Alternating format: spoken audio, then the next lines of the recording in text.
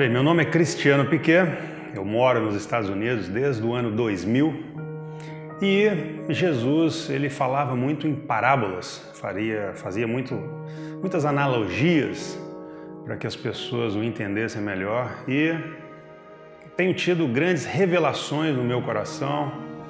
Uma delas, como eu gosto desse mundo de automobilismo, mundo dos carros esportivos, eu tive uma revelação outro dia com o carro Bugatti. O carro Bugatti, que é considerado um dos melhores carros do mundo. Este ano de 2018 foram feitos apenas 40 unidades. Cada carro, para você ter uma ideia, custa 5 milhões de dólares. Carro que tem uma manutenção anual na faixa de 300 mil dólares. E é um mega super esportivo que tem um segredo, tem um detalhe. Esse amigo então estava me mostrando o carro e me contando sobre o carro Bugatti, que tem o potencial de chegar a mais de 400 km por hora. Esse meu amigo então me mostrando o carro e me contando que esse carro tinha o potencial de chegar a mais de 1.500 cavalos de potência.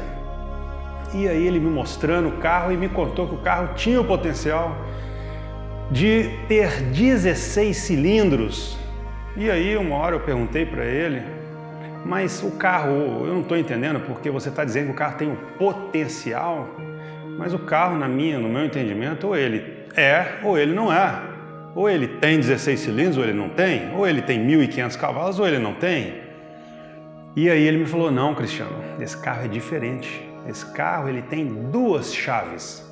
Daí eu perguntei, como assim duas chaves? Ele falou, esse carro é o único carro que ele tem duas chaves. Esse é o segredo do Bugatti. Para você, então, atingir o seu potencial máximo, para você abrir toda a potência do motor, e realmente utilizar os 16 cilindros, você tem que pegar, então, uma segunda chave que vem dentro de um estojo.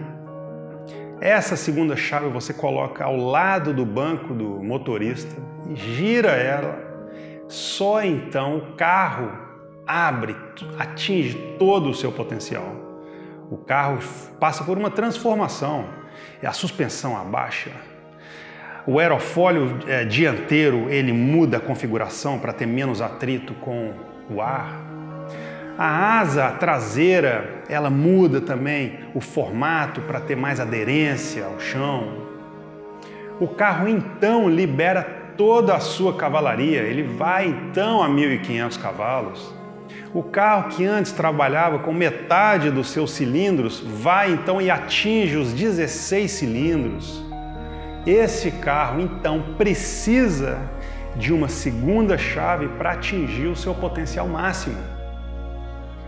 E aquilo me marcou muito porque eu pensei, uau, quantas pessoas passam uma vida inteira com uma só chave? Quantas pessoas passam por uma vida sem utilizar todo o seu potencial? Quanto tempo eu passei com apenas uma chave? E aquilo me tocou muito porque por muitos anos eu trabalhei com metade do meu potencial. Eu não conhecia Jesus, estava no mundo, buscava a minha felicidade nas coisas materiais. Sempre faltava alguma coisa. Eu estava trabalhando com 8 cilindros, em vez de trabalhar com os 16 cilindros. Eu buscava a alegria nas euforias das baladas. Eu, durante muito tempo, tive a melhor mesa na melhor boate de Miami.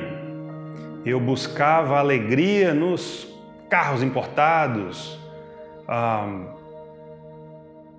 O meu coração estava cheio de dólar. O meu coração era um coração cheio do Benjamin Franklin, que é a face do empreendedor e inventor, cientista, estampada na nota de 100 dólares. E um coração cheio de dinheiro não tem espaço para Deus. Foi aí que eu me lembrei do Salmo 51, onde o rei Davi pede para Deus que faça nele um verdadeiro transplante espiritual, que mude o coração dele, né? Tira de mim este coração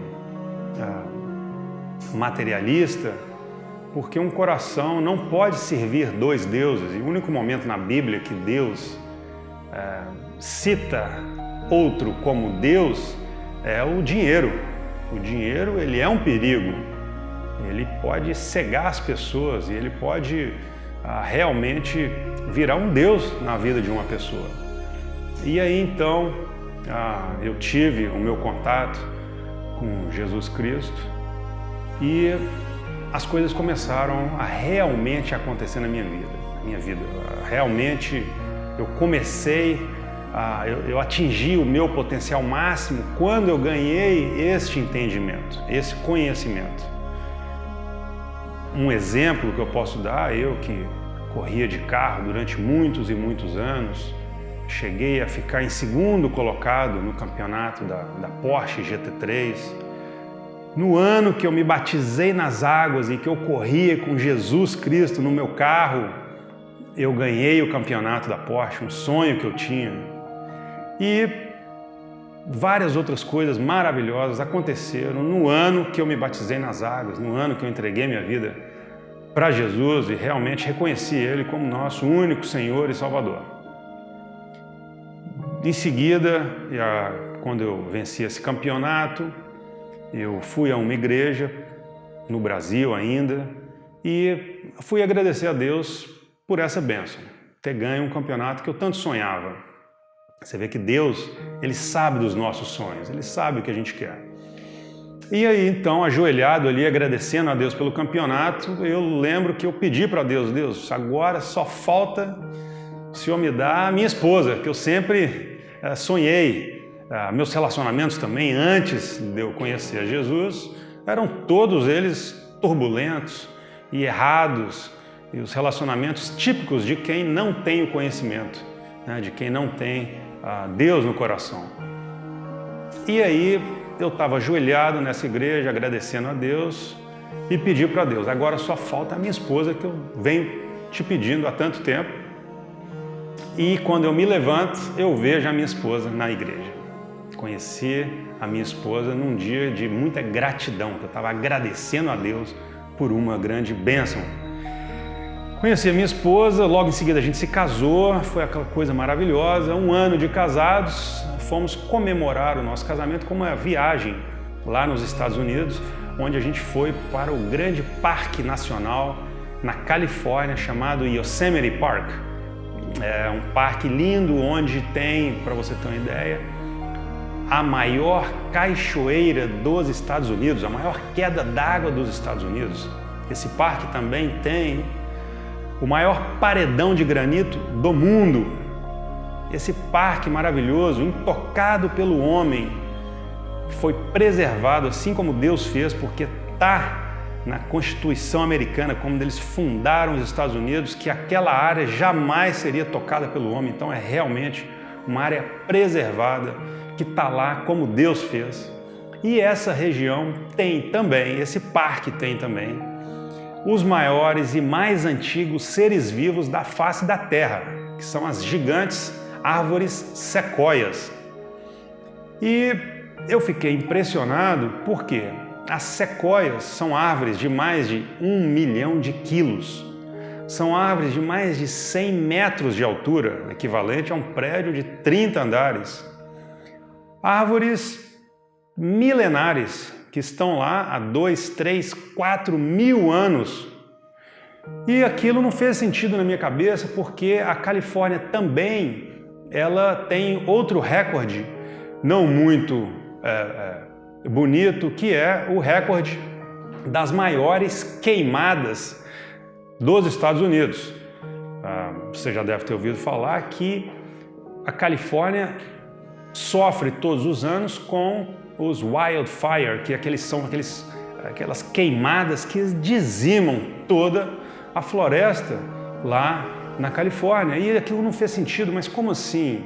Existem queimadas todos os anos que devastam tudo, mas essas árvores estão aqui há milhares de anos. E aí então eu comecei a pesquisar um pouco mais e descobri que essas árvores sequoias são a prova de fogo. E aquilo me intrigou muito. Falei, uau, uma árvore à prova de fogo.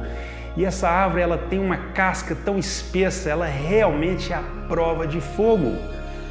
E aquilo me fez entender que a natureza também passa pelas queimadas, a natureza também passa por momentos difíceis, mas aquela árvore estava lá, forte, aquela árvore não morreu. Pesquisei um pouco mais e entendi que as queimadas, elas não são somente parte da natureza. As queimadas não são somente parte daquela floresta, elas são necessárias para a floresta.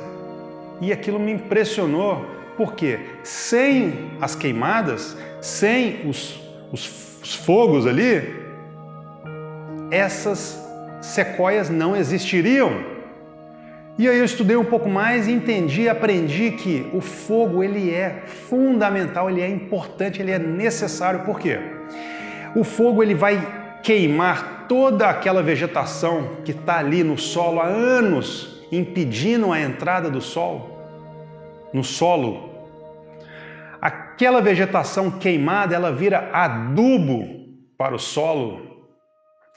E a semente da sequoia é como a semente de um grande pinheiro, aquela pinha, né? Que parece que ela tem uma armadura. A semente da sequoia, ela está dentro daquela grande semente que parece uma armadura de guerra mesmo. Lá dentro, pequenininho, está a semente da sequoia. Sem o fogo, não é possível chegar lá na semente, ou seja, é preciso que tenha o fogo para que queime toda aquela armadura, para então aquela semente lá dentro germinar. Ou seja, o fogo, ele é mais do que parte da nossa vida.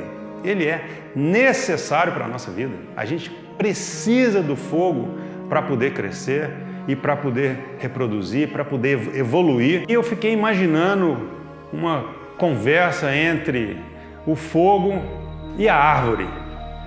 E aí o fogo chega na floresta e todos correm. Os pássaros voam, os animais correm, o leão, que é o rei da floresta, que é o mais forte de todos os animais, também corre. O único que não corre é a árvore. E eu imagino o fogo então perguntando para a árvore: árvore, todos correram, até o leão correu, você não vai correr?